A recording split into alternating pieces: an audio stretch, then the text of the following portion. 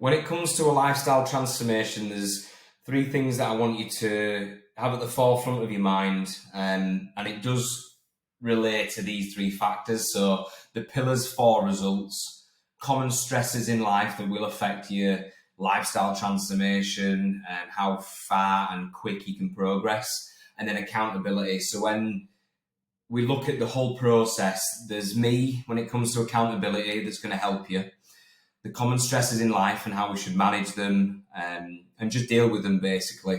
And then we've got the pillars for results. So the first page is obviously the pillars of results. So the 4 pillars broken down into categories, which are all contributing factors towards achieving results.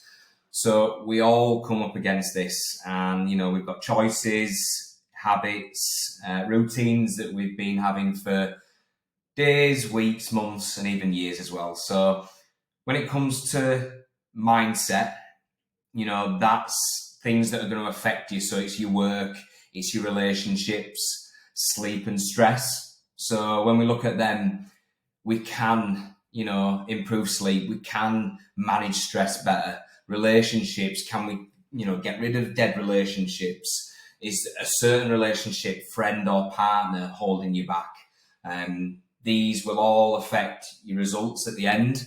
Big one is diet. So your calories, your total calories in the day, your macros, how we split them, portion sizes, which is probably the biggest factor, gut health, and managing eating habits. So same again, these all affect, if you imagine every single point that I'm mentioning is 1%, it all adds up to 100% at the end of the day.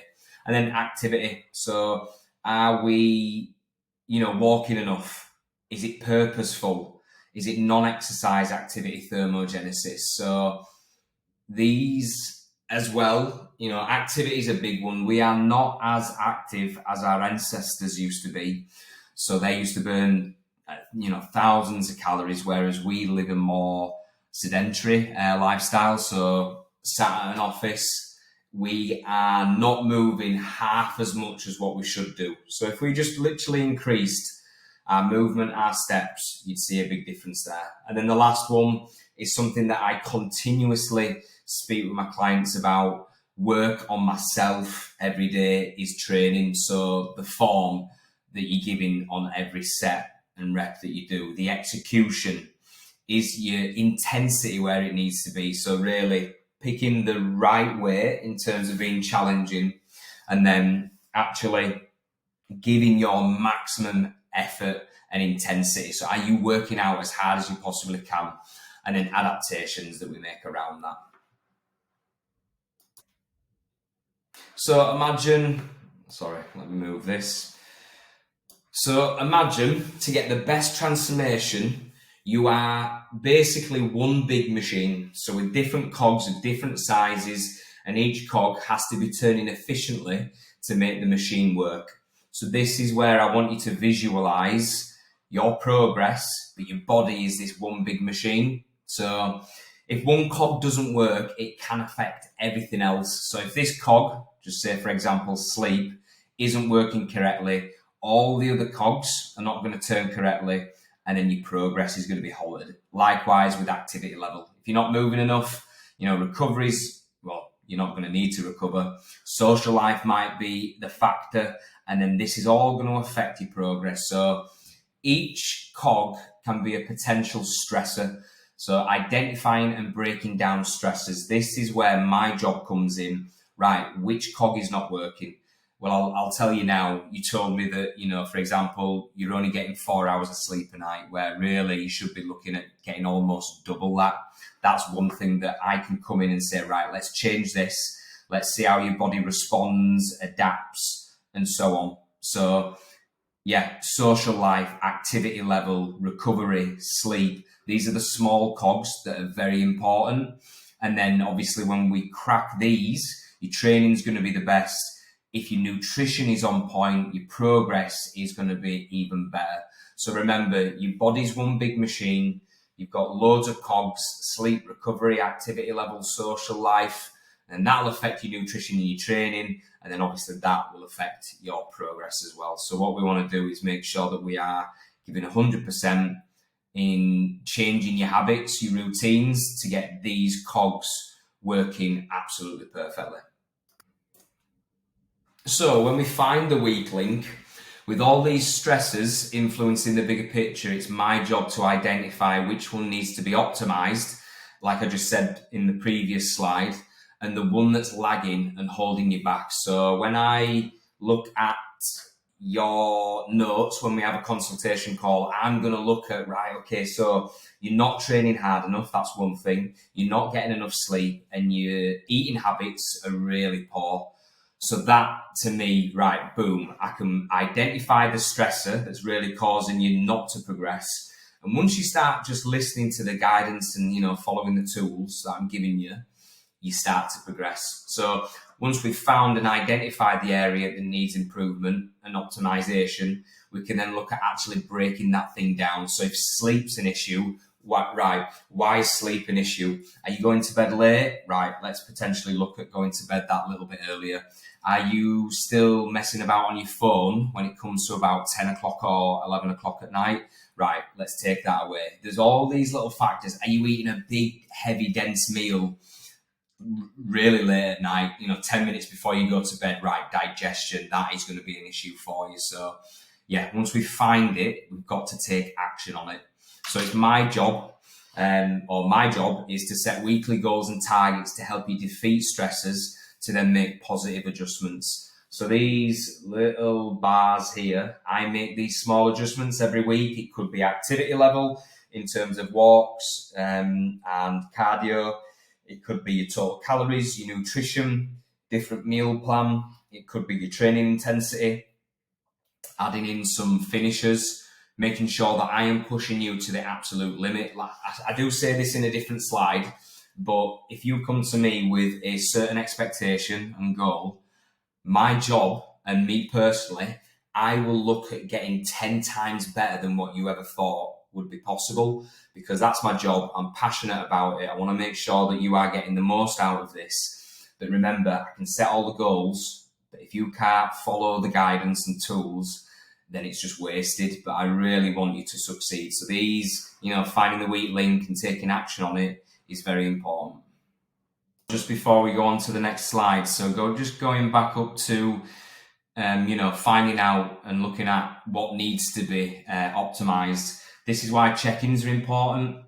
So the easiest way to manage it is logging the data and collecting the data through the check-ins. So, finding which cog needs more attention than others. But ultimately, you can't manage something if you don't measure it.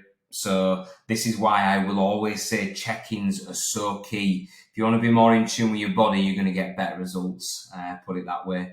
But ultimately, I want you to have self-reflection. So when you gather this data and I, give you some guidance and tools, I want you to self-reflect on the data as well, to say, right, okay, no, I'm not pulling my weight, I'm not getting enough steps in, I'm not moving enough, I'm just giving the bare minimum. I want that self-reflection. It's kind of like having a mirror in front of you and going, nah, you can do better than this, mate. So yeah, it's one of them. So keep pushing the limits, collecting the data. When we find a weak link, we make changes from there. So the next slide is the 3 common stressors we can make positive adjustments on. Let me just put myself there.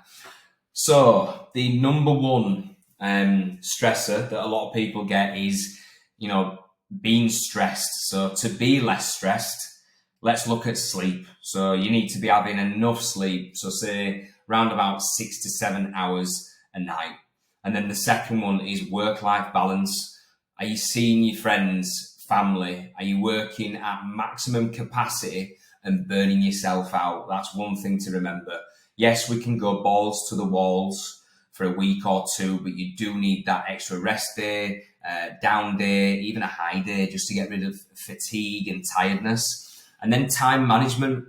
I would say I'm guilty for this. I work and work and work. I love it. But sometimes I do need to have that self-reflection myself and go, right, okay, let's have a day rest. Sundays, which is normally my day off. Go for a walk, clear your headspace, and then we go again. So are you all over the place? Are you scatty and have no organisation as well? So time management, if you can manage your time better, sleep-wise and, right, work block here and then, get my steps in. That way, if you're very organised, you'll feel better. Another common stressor is having more energy. So are you low on energy at the moment? So calories. Overall, more calories. Do we need them more in your diet? Is that something that you feel like you are lethargic? So are we eating too much? And is it making you lethargic? You can look at both ends of the spectrum. I think sometimes we all complain, oh, I'm hungry or whatever. But if you're on a cut, that is going to be, it is going to be present, being hungry. That's something that we get used to. But sometimes we can say, right, we've ran you flat for a little bit. When I say flat, that means, low carbs, and you will have low energy, and then we'll give you a high day at some point. So that's one thing. So yeah, carb intake, too little or too much, either end of the spectrum, and it can impact us. So if you have too many carbs in one sitting, it can make you lethargic, just like I said here, with too many calories. Your body has to digest carbs, and it takes energy to do that. Also with food. But then too little carbs, we might be burning out before our workout. So we want to put something in place to give you that energy and the performance that we need. So eating times, are we cramming too many meals in for a small window? So resulting in poor digestion or leaving it too long in between meals and we're not energized. So to the first one, are you cramming 4 meals in about 5 hours? That's just way too much, especially if it's, bad portion control. But then are we eating breakfast and then not eating until 8 p.m. at night? We need that fine balance of, getting that schedule, that routine of eating every, I'd say 3.5 hours, and then you're consistently digesting food. It's easy for you to digest because it's not a big sitting in one go. And then we move on from there. And then the last one is perform better at work. So training times. Consider your training times so you can perform better at work.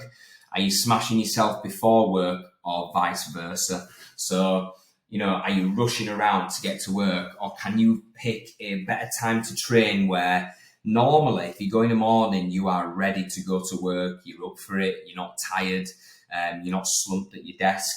Or is it better to have that sleep in and then go train in the afternoon? So one size does not fit all. You've got to look at it and go, right, this is good for me. And then the second one is fatigue management. Are you managing your recovery, your diet, and your training well so you don't burn out? Like I said right at the top about time management. Remember, you are on your journey and we've got to find the way that works for you. Make sure you're not burning out. Make sure you're recovering really well and your diet is on point so that you're recovering and getting the micro and macronutrients that your body requires. Same again, your body's one big machine, so we need to make sure that it's working well. And then self-awareness. So have you got the self-awareness to realise when you aren't performing well at work to make the adjustments, when you aren't being very productive? So, we need to make those changes. If you're not performing well, let's have 2 days rest. If you are performing well and you're training high at a good intensity, let's continue that for another week and let's be strategic about things and take the rest days when we can.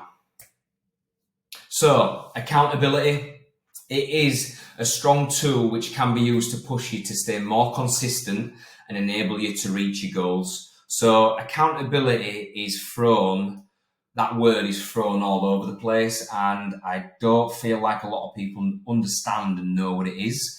But from my perspective, I'll reinforce and encourage you not to make the same mistake twice. That is so important. If you make a mistake and you message me and you say, how would you approach this, Eddie? I will give you my honest answer about how I've dealt with it in the past and say, look, consider these factors. Let's not make the same mistake twice. And then, second time round, you remember we had that conversation and you will perform better. It could be eating times, it could be training, it could be anything. Again, with accountability, I'll help you identify what's going wrong and how we can correct it. Same again, it's similar to the point above, but I will just give you my honest answer and say, look, this is my guidance, this is how I deal with it, see how you get on next time. I'll point out what is in your control and how to prevent it from happening again. So when it comes to you flapping about not being able to train, I'll tell you, right, okay, we know we can't get into the gym on a certain day.